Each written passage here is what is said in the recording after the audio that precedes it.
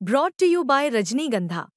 यूं ही नहीं ताज ताज बन जाता है, शिल्पकारों का हुनर और चुनिंदा संगमरमर ताज को नायाब बनाते हैं। कुछ ऐसे ही चुनिंदा जगहों से बस खास ही चुनकर लाता हूँ।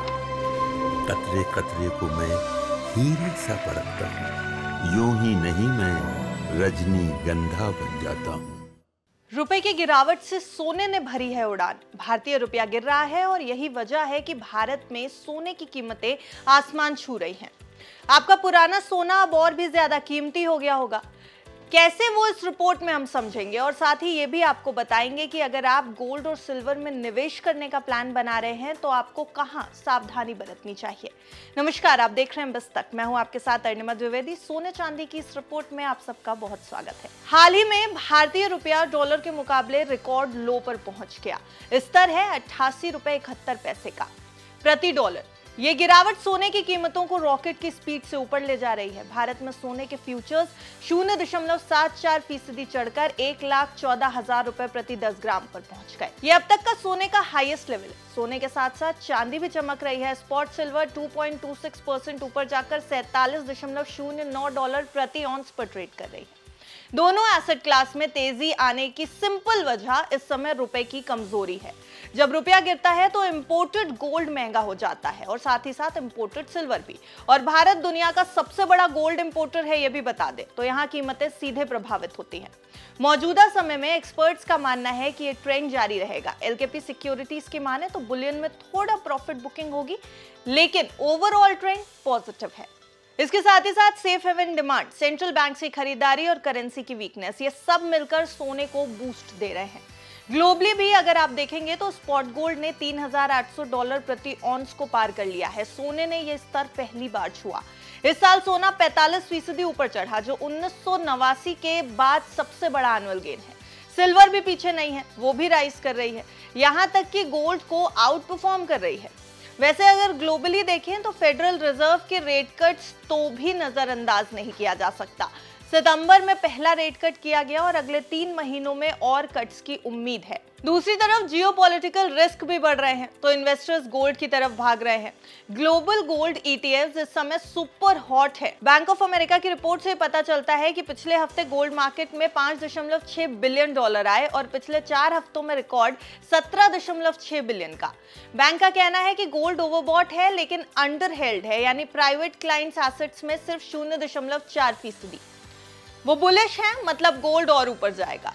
अब इन्वेस्को के ग्लोबल मैक्रो स्ट्रैटेजिस्ट अर्नब दास की माने तो अमेरिका के रिस्क से हेज करने के लिए गोल्ड से बेहतर ऑप्शन नहीं है।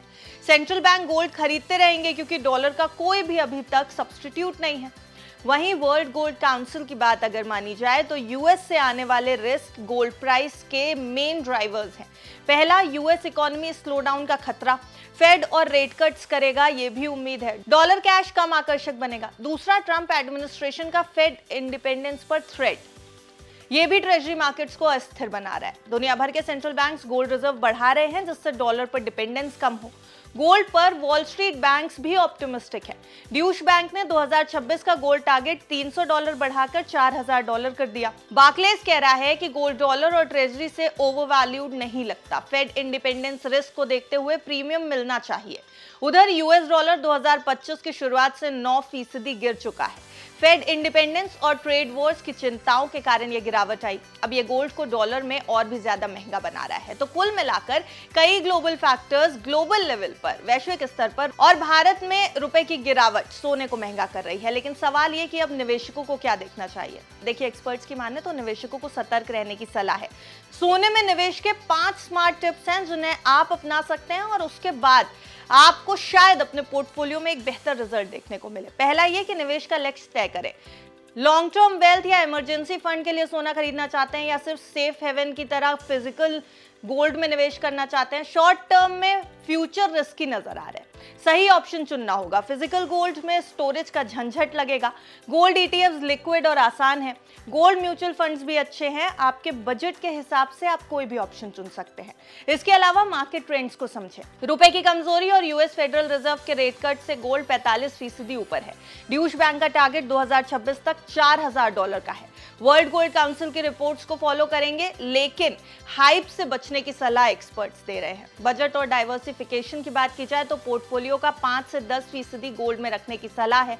हर महीने थोड़ा खरीदें ताकि उतार चढ़ाव का रिस्क कम हो जाए।